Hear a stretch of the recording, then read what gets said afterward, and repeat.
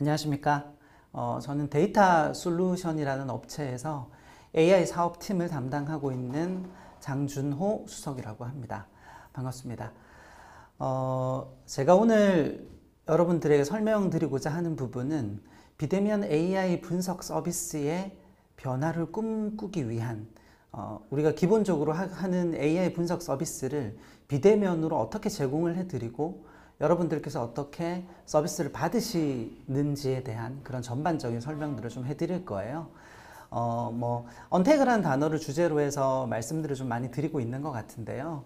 저도 언택을 시작으로 해서 어떤 모듈을 써야 하고 그리고 어떤 장비와 어떤 도구를 이용해서 분석을 해야 될지 이제 그런 것들을 시작으로 분석까지 오늘 좀 많은 말씀을 드릴 예정입니다. 예.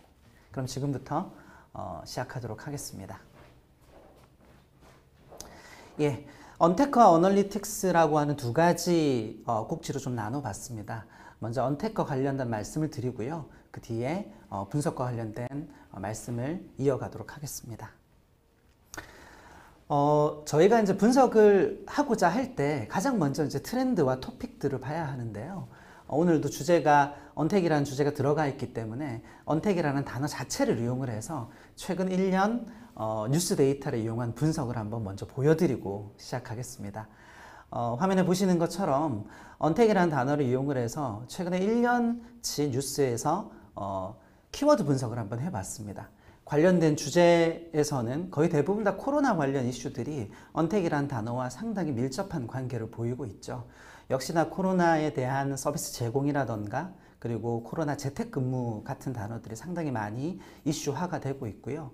뉴스 검색 결과를 보더라도 이 코로나 팬데믹 상황에서 어떻게 도약을 해야 될지 그리고 비대면 시대에서 어떤 서비스들을 제공해야 되고 제공받아야 할지 그리고 은행이라던가 아니면 일반 기업들이 어떤 프로그램들을 만들어낼지에 대한 얘기들이 많은 화제가 되고 있는 상황이고요.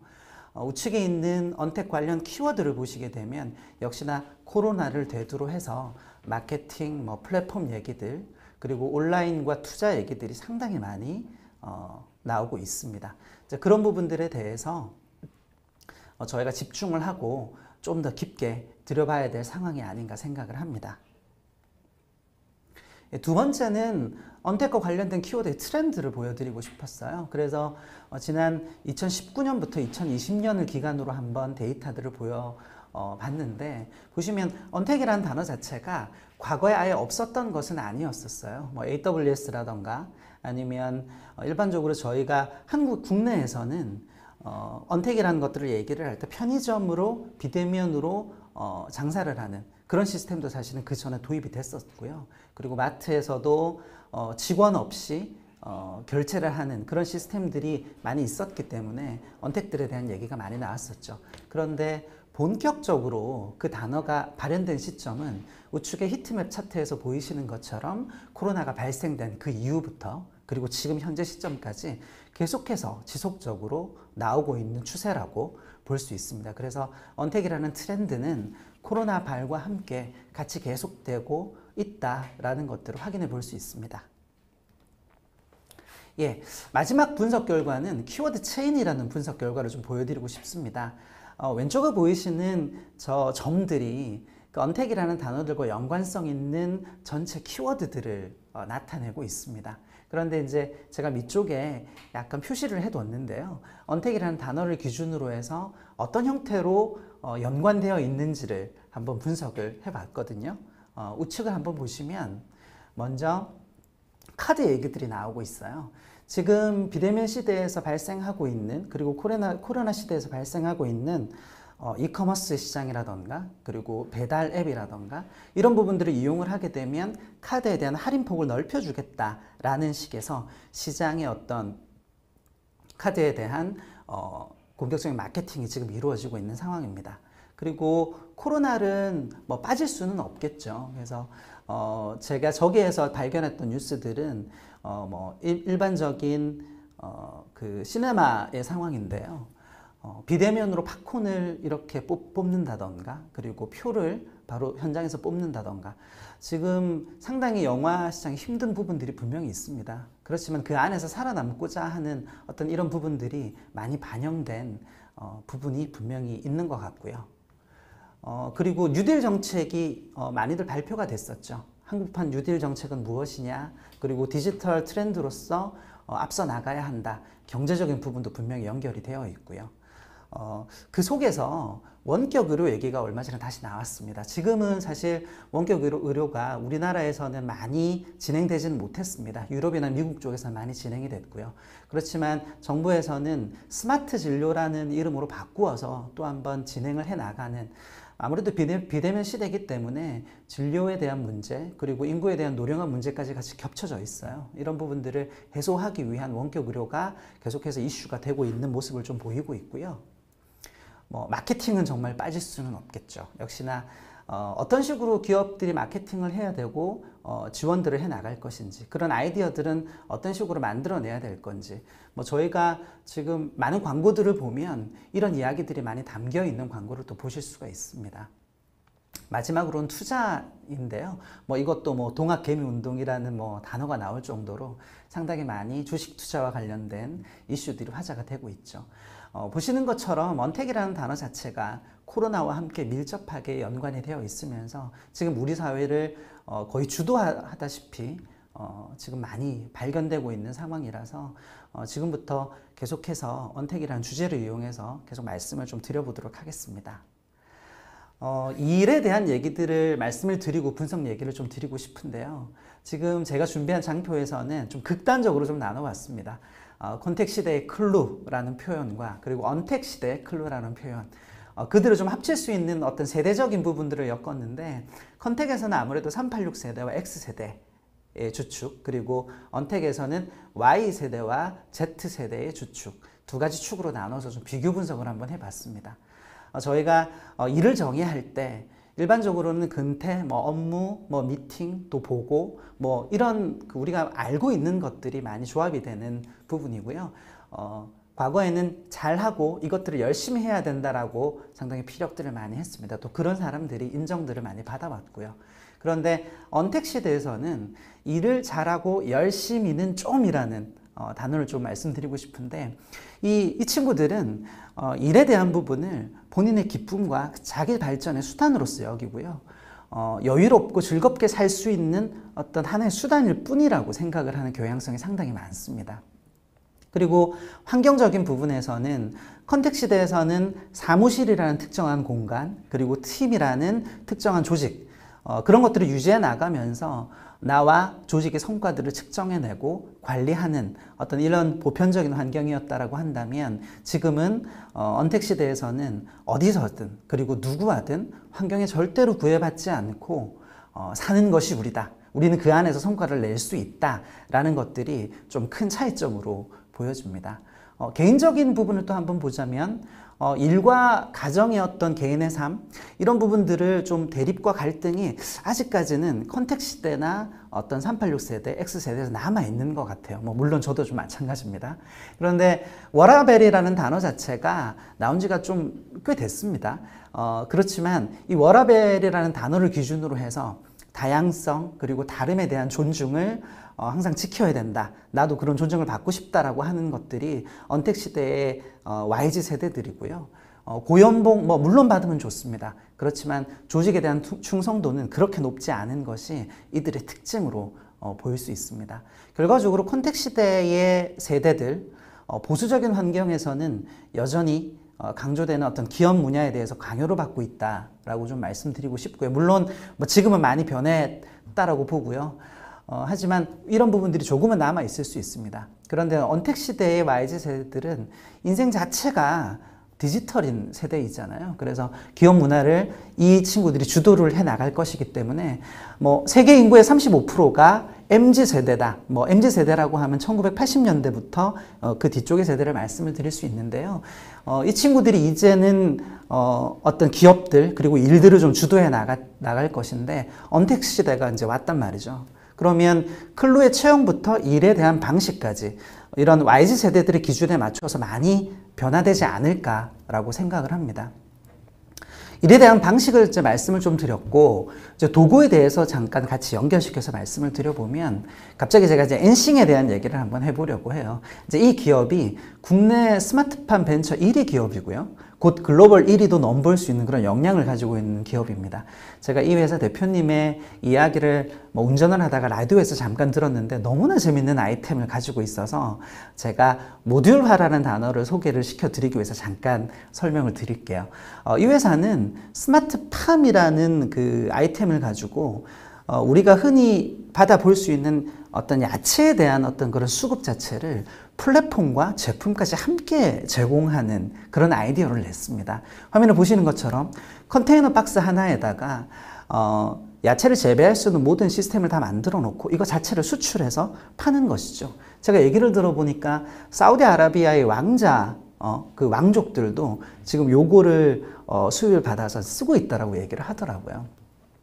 그러니까 결국 모듈형의 컨테이너 농장 자체를 수출한다라는 거죠. 되게 신박한 아이디어라고 저는 생각을 합니다. 제품만 수출을 하는 것이 아니라 플랫폼 자체를 수출을 하는 농장이 되어버린 것인데요.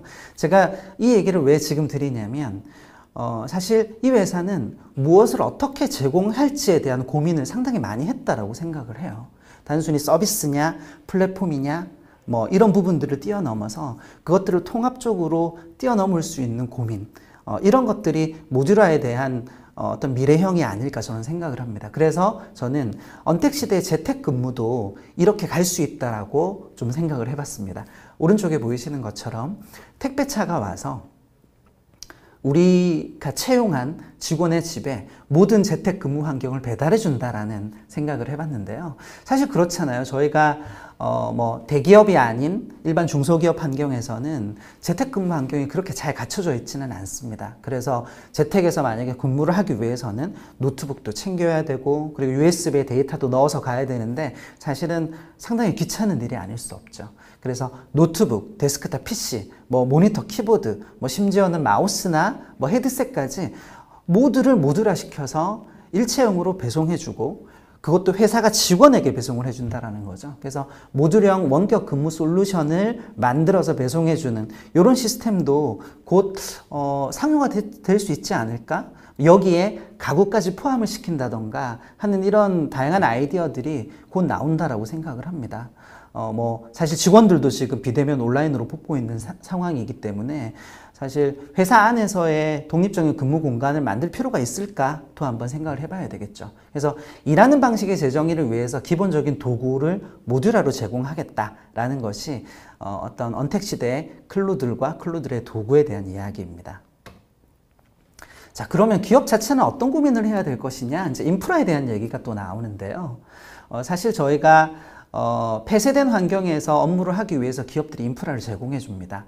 PC 성능이 상당히 저하가 돼요. 왜냐하면 보안 모듈들을 많이 깔아야 되고 문서 보안이다, 개인정보 보호다 이런 부분들이 있고요. 그리고 업무 생산성이 저하될 수밖에 없습니다. 고정된 공간에 PC를 배포하고 다시 또 재설치하고 포맷을 하고 그게 입사와 퇴사가 반복될 수밖에 없는 작업이거든요. 시간도 무조건 많이 걸릴 수도 있고요. 그리고 보안을 또 적용해야 되기 때문에 어떤 모바일 단말이나 이런 부분들에서는 좀 어려움들이 좀 있어요. 그래서 이런 것들을 좀 보완하기 위해서 나왔던 우리가 대부분 다 알고 있는 인프라가 VDI라는 인프라죠. 버추얼 데스크탑 인프라스트럭처라고 하는 것인데 방식은 간단합니다. 데이터 센터 내에 있는 서버에서 필요할 때 우리가 로그인해서 사용할 수 있는 가상의 데스크탑 환경을 제공한다라는 것이죠. 언제 어디서든 접속을 할 수 있기 때문에 안전한 보안 속에서 우리 직원들이 사용을 할 수 있다는 장점을 보유하고 있어요. 그런데 일반적으로 VDI 포탈 방식으로 접속을 해서 원격으로만 그냥 사용을 한다라고 하면 보안이 취약해질 수 있는 부분들이 분명히 발생합니다. 그리고 최적화라고 하는 이 보안과 통제 이 두 가지를 위한 최적화라고 하는 부분에서는 전용 단말기가 필요하다라고 볼 수 있습니다. 그 이유를 제가 잠깐 말씀을 드리면 지금 보시는 화면 왼쪽이 데이터 센터고요. 오른쪽이 엔드포인트, 우리가 가지고 있는 클라이언트 공간이라고 보시면 됩니다. 일반적인 VDI의 사용법은 화면이 먼저 로그인되면 전송이 되고 저희 사용자들은, 클라이언트들은 키보드를 치거나 그리고 마우스를 이렇게 사용을 하게 되면 그 행위가 이벤트로서 넘어가게 되죠. 그러면 그 데스크탑 PC 원격지에 있는 데스크탑 화면을 통해서 뭐 개인적인 어떤 어플리케이션이라던가 이런 부분들을 수행하게 되는 유저별 가상 데스크탑 환경을 제공해 주는 것이 데이터 센터라고 볼 수 있습니다. 뭐 IT의 목적은 사실 보안을 유지하고 강화하면서 이런 목적을 달성해야 된다라는 것, 그리고 업무 환경 개선과 혁신을 가능해야 된다라는 이 해결책 두 가지 다 만족시키기 위해서는 데이터 센터에 대한 환경만이 아니라 우리 엔드포인트에서 어느 정도의 보안을 해결해 줄 것인가에 대한 부분이 필요한데, 저희가 말씀드리고자 하는 엔드포인트의 클라이언트가 이런 와이드씬이라는 클라이언트가 있습니다. VDI 단말이라고 저희가 얘기를 할 수 있는데요. 가장 큰 특징은 생산성을 향상시키고 보안을 강화하는 거 뭐 제일 중요한 부분이겠죠. 그리고 단순화된 관리, 또 그래픽적인 부분도 신경을 써야 되고 제일 중요한 비용까지 절감시킬 수 있습니다. 몇 가지 수치들을 가지고 와 봤는데요. 이런 그 클라이언트 단말을 이용해서 VDI를 접속을 하게 됐을 때 엔드포인트에서 발생하는 보안 침해에 대한 비율이 95% 이상 절감된다. 그리고 아까 말씀드렸던 것처럼 설치에 대한 부분들에 대한 고민, 이런 것들이 5분 내에 해결이 된다. 어플라이언스 장비로 이제 일체형으로 넘어가기 때문입니다. 그리고 생산성 향상 비율은 뭐 20% 정도인데, 예를 들어서 주 5일 근무제라고 하면 하루 정도의 시간이잖아요. 상당한 시간이 향상이 된다고 볼 수 있습니다. 그래서 보다 생산적으로 우리가 디지털에 대한 경험을 제공하기 위해서는 VDI에 대한 클라이언트의 표준을 삼고 이런 표준들이 반드시 필요하다. 하나의 도구로서 재택근무지에 제공돼야 된다고 말씀드리고 싶습니다. 클라이언트들의 솔루션들은 다양하게 있습니다. 뭐 모바일 환경도 있을 거고요. 그리고 인베디드 된 상황도 있을 것입니다. 화면을 보시는 것처럼 다양한 클라이언트 도구를 활용하셔야 되는 부분이 있고요. 물론 액세서리들이나 디스플레이도 당연히 중요한 부분으로 작용을 할 겁니다. 왜냐하면 지금 이 코로나 시대에 언택 환경에서 재택근무를 하게 되면 필수 요소가 이제 회의거든요. 화상회의를 얼마나 잘 매끄럽게 진행해야 되느냐, 또 이런 장비들과도 분명히 엮여져 있는 부분이고, 제일 밑쪽에 있는 보안적인 부분이라던가 매니지먼트는 뭐 말할 나위 없이 중요한 부분으로 생각이 듭니다. 그래서 이러한 다양한 모바일 환경과 올인원 환경들을 보유하고 있는 클라이언트에 대한 도입, 그래서 이런 클라이언트들을 이용을 해서 원격지에 있는 VDI 환경에 연결을 하고 그런 것들을 보안성 있게 얼마나 잘 활용하시느냐가 상당히 중요한 도구의 쓰임으로써 말씀을 좀 드릴 수 있습니다. 예. 언택을 좀 말씀드리면서 앞쪽에 도구나 뭐 또 클루, 뭐 세대 얘기들을 좀 많이 드렸어요. 근데 지금부터는 저희가 언택 얘기와 함께 어떤 식으로 분석을 비대면으로 제공을 해야 되는지에 대한 얘기를 좀 풀어가 보도록 하겠습니다. 먼저 한번 보여드리고 싶은 장표가 있는데요. 보시는 것처럼 MIT와 IBM 쪽에서 비즈니스에 대해서 이 직관적인 경향성으로 접근하는 것, 그리고 분석적으로 접근하는 것들에 대한 조사를 한번 해봤다고 해요. 그래서 성과가 우수한 조직과 성과가 저조한 조직을 나눠서 직관적인 경향성이 강하냐 아니면 분석적인 경향성이 강하냐를 체크를 해봤습니다. 뭐 재무나 뭐 운영이나 생산, 그리고 전략이나 비즈니스 쪽에서는 성과가 우수한 조직들이 분석적인 경향성을 상당히 많이 쓰고 있습니다. 그것이 현실이고요. 그렇지만 뭐 판매나 그 브랜드라던가 뭐 직원 계획이라던가 뭐 인사 쪽이죠. 이런 부분들은 아직까지도 약간 직관적인 경향성으로 접근을 하더라도 큰 문제가 없었죠. 그런데 요 근래 저희 쪽에 이제 의뢰하시는 고객분들을 보면 회사에 대한 뭐 이력서 분석이라던가 이런 것들을 해서 직원들의 퇴사 기간을 한번 예측을 해 보신다. 그리고 어떤 친구들이 충성도 있게 우리 회사에서 생활을 할 수 있는지, 그 앞단에서 좀 걸러줄 수 있는 AI 기술, 이런 부분들도 많이 요구를 하시거든요. 그래서 지금 요 화면에서 보여드렸던 이 조사가 한 1, 2년 된 조사이기 때문에 지금 밑쪽에 있는 브랜드 시장과 일반 경영 쪽도 상당히 많이 분석적 경향성으로 넘어왔다라고 보입니다. 전체 종합평균은 5배 이상이고요. 그래서 성과가 우수한 조직은 그렇지 못한 조직에 비교해서 데이터 분석에 대한 의사결정 기반으로 움직인다는 것을 저희가 알 수 있습니다. 지금 보이시는 것은 일반적인 분석의 프로세스입니다. 저희가 데이터 마이닝이라고 하는 사업을 하고 있는데요. 일반적으로 데이터 마이닝 프로젝트는 외주를 통해서 진행할 경우에 뭐 저희 같은 분석가들이 고객사에 직접 투입이 되고 SI성 사업으로 진행이 되게 되고요. 프로젝트 환경과 별도의 공간 그리고 자산 같은 것들 리소스가 필요합니다. 비즈니스에 대한 이해 그리고 데이터에 대한 이해 그리고 데이터 준비 작업까지를 분석 설계 단계로 삼고요. 그 뒤에는 모델링이라고 하는 저희가 알고 있는 요새 딥러닝 알고리즘, 머신러닝 알고리즘들을 이용을 해서 어떤 것들을 예측할 것인가에 대한 예측 개발을 해드리는 부분입니다. 그것들을 평가하고 운영하고 이런 모든 일련의 과정들이 지금까지는 고객사 베이스에서 저희가 직접 투입해서 이제 사업을 했다라는 것이죠. 지금 화면에 보이시는 것은 보험사에 대한 고객 이탈 예측 프로세스에 대한 어떤 선순환 구조를 좀 설명하는 장표입니다. 제가 이거를 샘플로 가지고 오는 이유는 일반적인 분석에 대한 예측 분석의 이해를 돕기 위해서 간단하게 설명드리고자 함이고요. 뭐 보험들 하나씩 다 가입하고 계실 거라고 생각을 합니다. 그래서 이 과제 같은 경우에는 이탈 고객군을 한번 정의해보자, 한번 예측해보자. 어떤 고객들이 곧 우리 보험사를 떠날지에 대한 고민들을 가지고 계세요. 그래서 그런 고민들을 가지고 계신 고객분들에게 이상 징후를 탐지해서 이분들에게 마케팅을 해드리고 충성도가 좀 더 높게 다시 전환시키고자 하는 그런 이슈로 인해서 이런 과제들을 진행을 하시거든요. 그래서 뭐 최근 1년 이내에 계약 해지한 고객 그리고 뭐 실효 상태이지만 거래가 없는 고객 이런 분들을 기준으로 해서 정의를 내리고 그리고 후보 변수 도출이라고 하는 것은 고객 접점에서 발생하는 다양한 고객 데이터들을 활용하자라는 겁니다. 그리고 이벤트가 발생했을 때 어떤 변수들을 타겟 변수로 해서 뭐 룰을 만들고 변수들을 만들어내는 작업이 이 변수에 대한 작업입니다. 쉽게 말씀을 드리면 데이터에 대한 것들을 원천에서 뽑아와서 어떤 데이터를 쓸지에 대해서 엮여져 있다고 보시면 될 것 같고요.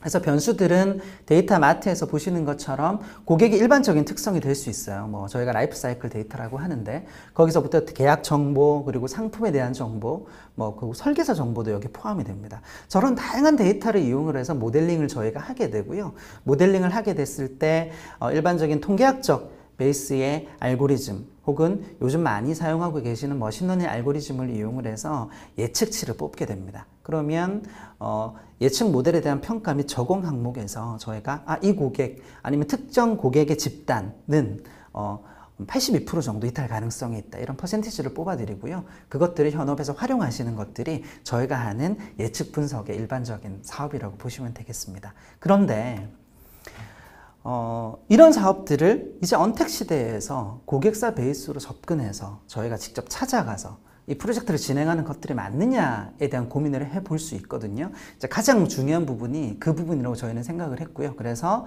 Managed Analytics as a Service라고 하는 마스 모델을 제안들을 많이 드리고 있습니다. 결국 고객사의 인원들이 투입되지 않은 상태에서 외부에서 방금 보셨던 프로젝트를 수행을 하는 것이고요. 고객분들한테 저희는 서비스를 제공해 드리는 역할을 하는 것입니다. AI 예측 모델 개발에 대한 적용 그리고 성능 모니터링이나 리모델링까지 모두 지원을 해 드릴 수 있는데요. 이런 기반들이 사실 가능한 이유는 클라우드 환경이라는 플랫폼이 있기 때문입니다. 그래서 마스라고 하는 이 서비스는 예측 분석 기획과 분석 마트에 대한 구성 그리고 예측 모델의 개발과 함께 모델을 튜닝하고 사실 모델 튜닝과 성능 진단과 운영은 고객분들이 사실 힘들어 하시는 부분이거든요. 그래서 그런 부분들까지 모두 모니터링화 제공해서 사용자에게 제공한다라는 것이 이 마스 모델의 핵심입니다. 그래서 예측 분석의 기획부터 관리까지 장기간의 전문화된 경험으로 제공되는 분석 서비스 모델을 마스라고 말씀드릴 수 있습니다. 그리고 상당히 많은 분석 전문 업체들이 지금 이 부분들에 대해서 고민들을 많이 하고 있거든요. 근데 왜 이런 고민을 할까? 고객 베이스에서 저희가 좀 생각을 해보면 특징들이 있습니다. 일단 분석 프로젝트를 수행하고 진행하기 위해서는 어떤 자산과 비용이 많이 듭니다. 그런 부분들을 절감해 드리겠다라는 거죠. 어떤 비용이냐? 서버, 그리고 분석 도구, 프로젝트 룸도 완비를 해야 되고요. 또 폐쇄적인 업무 환경에 있어서는 많은 리소스가 많이 들고 또 프로젝트 매니저들도 만들어줘야 되잖아요. 이런 부분들이 언택 시대에서 비대면으로 바뀌게 되면 없어진다라는 거죠. 저희의 자산, 저희의 자원으로 진행을 해드릴 수 있습니다. 그리고 분석 과제를 내 입맛대로, 그걸로 서비스로 라는 말씀은 다양한 가격 체계로서 분할되어 있는 사업을 수행을 하실 수 있습니다. 이것들은 사실은 SMB 시장에서는 큰 타겟팅이 될 수 있을 거라고 생각이 들고요. 그 다음 장부에서 제가 자세히 설명드리도록 하겠습니다. 그리고 자체적으로 전문가로 확보를 안 하셔도 돼요. 많은 분들이 분석 전문가들을 엔터프라이즈 환경 그리고 대기업 환경으로 끌어들이시려고 노력들을 많이 하시죠. 물론 조직적인 관점에서는 다 맞다라고 생각을 합니다. 그렇지만 분석 전문가로 뽑고 AI 전문가를 채용하고 양성하고 유지하기 위해서는 많은 비용이 드실 거예요. 그래서 별도 조직과 인력에 대한 관리가 필요 없기 위해서 저희가 또 마스 서비스를 추천드리는 이유이기도 합니다. 그리고 사용자의 개입 없이 선진 기법과 고급 분석의 효율적인 활용이 가능합니다. 저희 분석가들은 항상 연구들을 많이 하고 있고 자체 연구센터도 보유하고 있기 때문에 AI나 오토메이티드 ML 같은 분석 기법과 그리고 저희가 시각화를 또 어떻게 해드려야 될지에 대한 기법들을 상당히 고민들을 많이 하고 있어요. 그래서 이런 것들을 이용해서 정기적인 운영 결과에 대한 보고서도 제공을 해드릴 수 있기 때문에 어떤 프로젝트 베이스가 아닌 서비스 베이스로 이런 것들을 하나로 다 가져가실 수 있다는 것이 이 마스에 대한 핵심 서비스라고 볼 수 있습니다. 그러니까 중요한 것은 언택 상황에서도 AI 분석이 가능하면서 저비용, 고효율화까지 보장된 서비스가 마스 서비스라고 할 수 있습니다. 그러면 마스 서비스의 일반적인 스텝은 어떻게 진행이 되느냐? 아까 말씀드렸던 단계와 거의 유사합니다. 도입 단계 그리고 운영 단계 두 가지로 나눠져 있는데요. 예측 분석 컨설팅이 우선 진행이 되겠죠. 분석용 데이터의 현황을 파악하고 그리고 어떤 주제를 이용해서 저희가 예측을 해드릴까요? 라는 것을 고객분과 상당히 많이 얘기를 해야 되는 부분이 이 단계이고요. 그리고 신규 예측 모델을 개발을 하는 단계가 있습니다. 주제가 확정이 되면 여러 알고리즘들을 가지고 분석가들이 그것들을 만들어내는 단계 이고요. 그리고 팩터풀이라고 하는 단계는 쉽게는 다양한 설명 변수, 우리가 원천에 있는 고객의 모든 데이터를 활용하는 것은 아닙니다. 그래서 그 데이터를 뽑아서 잘 활용해서 저희가 마트라는 것을 구축하고 분석 대상 데이터, 그리고 그런 것들을 진단해 드리는 활동이고요. 이런 경우도 있습니다. 분석하려고 고객사에 방문을 했는데 실제로는 분석할 데이터가 아무것도 없는 상황이 참 난감한 상황이거든요. 이런 것들을 방지하고 향후에 지속적으로 데이터가 쌓였을 때 빅데이터 구조화에서 온전하게 저희가 AI를 사용할 수 있기 위해서는 데이터에 대한 품질이 중요합니다. 그런 것들을 만들어 드리는 단계죠. 그리고 운영 단계는 원격제에서 모델을 저희가 진단해 드리고요. 모델을 다시 또 튜닝하는 어떤 분석의 하나의 단계입니다. 사실 저희가 분석 프로젝트가 한 3, 4개월 정도 하나의 과제를 진행을 하는데요. 그 과제가 끝나고 나서 나왔을 때 고객분들께서 이거를 예측력이 떨어지지 않게 운영하시는 것을 상당히 힘들어 하십니다. 이제 그런 부분들에서 저희가 또 들어가서 프로젝트를 해드리면 비용이 또 2배로 발생을 하기 때문에 이런 것들까지 온전하게 해드릴 수 있는 원격 환경을 만드는 것이 마스의 또 하나의 특징이라고 말씀드릴 수 있습니다. 사실 패키지별로 좀 나눠 볼 수 있는데요. 다양한 어떤 그 분석 업체들이 이런 고민들을 하고 계실 거라고 생각을 해요. 그래서 가장 중요한 부분은 일단 예측 분석의 컨설팅이 될 것입니다. 내부에 아이디어가 없으시고 우리는 이런 데이터가 있는데 어떤 분석이 가능해? 라고 문의를 주실 때 이런 컨설팅 작업을 해드리는 부분이고요. 그리고 두 번째 모델에서는 그것들을 포함을 해서 신규 모델을 실제로 개발하는, 아마 마스 베이직이라고 하는 저희가 이름 지은 이 부분들을 가장 많이 진행하실 것이라고 생각을 하고요. 지금도 저희는 이제 다양한 업체들과 또 많이 진행을 하고 있는 단계입니다. 그리고 프로라고 하는 요금, 그리고 프리미엄이라고 하는 이런 부분들을 이용을 해서 직접 이 마스 서비스를 만나보고 패키지화 시킬 수 있다. 사실 어떤 요금에 대한 부분도 분명히 들어가 있겠지만 이런 것들이 패키지화 되어 있기 때문에 아까 말씀드렸던 것처럼 중소기업, SMB 시장에서도 이 예측 분석에 대한 부분들을 많이 활용하실 수 있을 거라고 생각이 듭니다. 자, 그러면 언택한 환경, 그리고 도구, 그리고 분석까지 이제 말씀을 드렸습니다. 그런데 그 언택 어널리틱스라고 좀 말씀을 드리고 싶은데, 비대면 분석 서비스를 제공을 할 때 그럼 도구는 어떤 것을 써야 되지? 라고 또 이제 질문을 할 수 있거든요. 환경적인 측면에서는 재택근무 환경이 돼야 되고요. 보안과 통제 인프라가 있어야 합니다. 그리고 서비스적인 측면에서는 분석 서비스를 제공한다고 말씀을 드렸는데, 특정 상황에 따라서 또 다양한 도구가 필요할 수 있지 않을까라는 이제 의문점을 좀 가질 수 있습니다. 이 얘기는 폐쇄된 환경에서 실시간 예측 분석 이슈가 있다면, 그러니까 이 부분은 화학 공정에 대한 이상치 예측 모델, 뭐 예를 들어서 반도체 제품을 생산을 하는데 이미지를 찍어서 먼지 하나가 들어간 것들을 사람이 다 검수를 하는 것이 아니라 기계가 자동으로 해줄 수 있다면, 그런데 이런 부분들은 공정 라인에 들어가 있기 때문에 상당한 폐쇄 환경이라고 볼 수 있겠죠. 그래서 애저 스택이라고 하는 어플라이언스 장비가 하이브리드 클라우드에 대한 플랫폼을 제공해 드립니다. 이 어플라이언스 형태로 제공되기 때문에 일체형으로 이 장비만 공장에다가 가져다 놓으면 이 장비가 네트워크를 통해서 퍼블릭 클라우드와 연결이 되고 같이 분석을 할 수 있는 상황을 만들어 드리기도 합니다. 그리고 실시간 분석을 가능한 구조인 거죠. 아까 말씀드렸던 다양한 분석 과제, 예측 분석들은 실시간이 아니라 배치 분석, 뭐 1배치라고 저희가 얘기를 많이 하는데요. 그런 부분들에서 많이 활용이 되세요. 그런데 이런 그 공정 라인이라던가 이상치 탐지라던가 품질 예측들은 실시간으로 분석을 해야 되는 이슈가 분명히 있어요. 그래서 클라우드를 이용해서 네트워크를 연결을 하는 애저 스택이라는 장비를 이용을 해서 그런 사례들을 저희가 많이 만들어 드렸는데요. 뭐 간단합니다. 센서 데이터들을 이용을 해서 애저 스택이라는 어플라이언스 장비로 이 데이터들이 들어오면 이 안에서 실시간으로 분석을 하는 것이죠. 그런데 이 애저 스택이라는 장비가 네트워크로 그 애저 클라우드 환경으로 연결이 됩니다. 퍼블릭 환경이죠. 이 퍼블릭 환경에서는 대용량 모델에 대해서 학습하고 이런 것들을 만들어내는, 업데이트하는 작업만 하고요.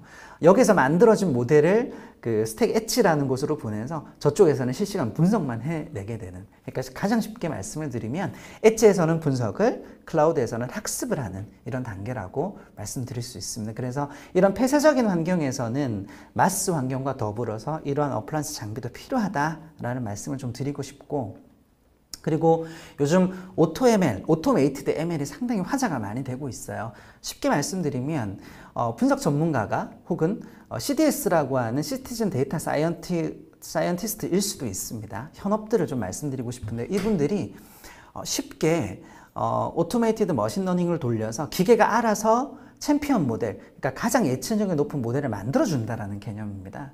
그래서 분석 모델 개발에 시간이 많이 걸리는데 그 시간 자체를 줄이는 거죠.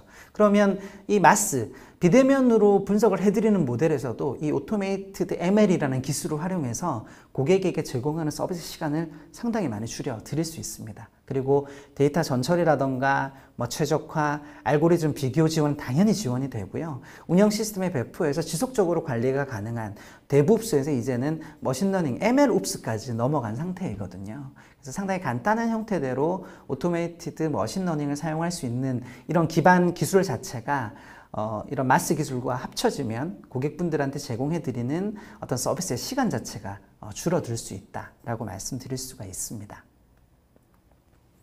예, 다시 한번 특징을 말씀드리게 되면 엔터프라이즈급으로 머신러닝 서비스를 제공받으실 수 있는 환경을 클라우드의 오토메이티드 ML의 다양한 기능들로 가지고 있고요. 저렴한 가격으로 또 언택한 업무까지 진행하실 수 있습니다.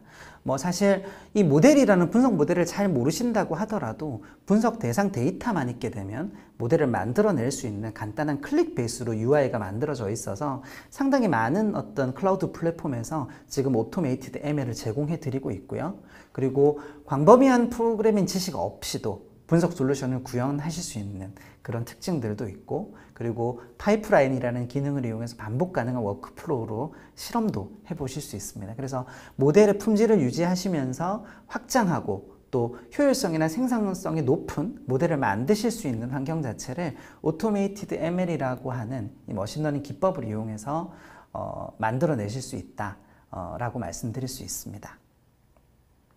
네, 약간 좀 빠르게 좀 설명을 드렸는데요. 한번 정리를 한번 해드리면, 저희가 언택한 상황에서 고객사에 방문을 해서 데이터를 분석을 하고 그리고 비즈니스를 이해하고 데이터를 발견해내고 그리고 분석 모델을 만들어낸다 라고 하는 이런 모든 일련의 방식을 이 마스라는 서비스로 대체할 수 있을 것이다 라는 얘기가 오늘의 핵심입니다. 그래서 이제는 더 이상 저희가 SI 사업으로 고객사에 방문해서 불필요한 리소스를 낭비하고, 그리고 이 코로나 시대에 발생 가능한 이런 그 환경들을 해소하기 위해서는 마스라는 서비스를 좀 추천을 많이 드리고 싶고요. 아까도 말씀드렸지만 다양한 분석 업체들이 지금 이 마스라는 환경을 이용을 해서 이 시장을 좀 만들어 보려고 하는 노력들이 있고, 고객분들도 좀 온전하게 좀 잘 받아 주시는 상황이라고 생각이 듭니다. 자, 마지막으로 항상 제가 많은 세션에서 이 장표를 말씀을 드리는데요. 왼쪽에서는 단기적인 예측, 오른쪽은 중장기 예측, 그리고 아래쪽은 광범위한 데이터, 위쪽은 특정 분야의 분야 데이터, 좁은 데이터라고 볼 수 있죠. 이것들을 이렇게 축으로 좀 나눠보면 단기간에 특정 분야의 데이터를 분석하시고 싶을 때는 문제 해결에 대한 이슈가 있으신 거예요. 그래서 전통적인 예측 분석 방식과 그리고 정량, 정성적인 분석 방식을 결합해서 분석을 하시는 게 맞고요. 그리고 중장기 데이터가 그 특정 데이터가 있으면서 중장기적인 예측을 하고 싶다라고 하실 때는 선제적인 어떤 대응을 하시고 싶은 고객분들이 많으시거든요. 그래서 변인 간의 상호 역동성을 파악만 해보신다던가, 그리고 지식 베이스 기반으로 대응 전략이라던가 실행 방안을 도출하시는 이런 부분들에 대해서 많이 고민들을 하시고요. 그리고 데이터는 많으시면서, 그리고 단기적인 예측이 필요하신 분들은 조기 경보라고 볼 수 있습니다. 이상치에 대한 징후 뭐 이런 것들을 탐지해내시고, 또 데이터에서 정확도라던가 뭐 실시간 분석 같은 것들이 중요한 부분들이고, 제일 마지막으로 중장기 예측 그리고 광범위 데이터가 있으실 때는 새로운 아젠다를 발굴을 해 나가시는 건데, 이게 지금 시대에서는 디지털에 대한 트랜스포메이션 전체를 맡고 있는 부분이죠. 그래서 제가 많은 기업분들에게 말씀드리고 싶은 것은, 여러분들이 지금 여기에서 어느 단계에 와 있으시냐. 그래서 이게 계속해서 발전되어지고 우리가 필요한 요소들을 찾아내야 되는 부분들이 있는데, 우리에 대한 현 위치를 보시고 우리가 어떤 식으로 움직여야 되는지, 데이터를 많이 만들어야 되는지, 아니면 분석 기술을 지금 적용을 해야 하는지에 대한 고민을 한번 해보셨으면 좋겠습니다. 예.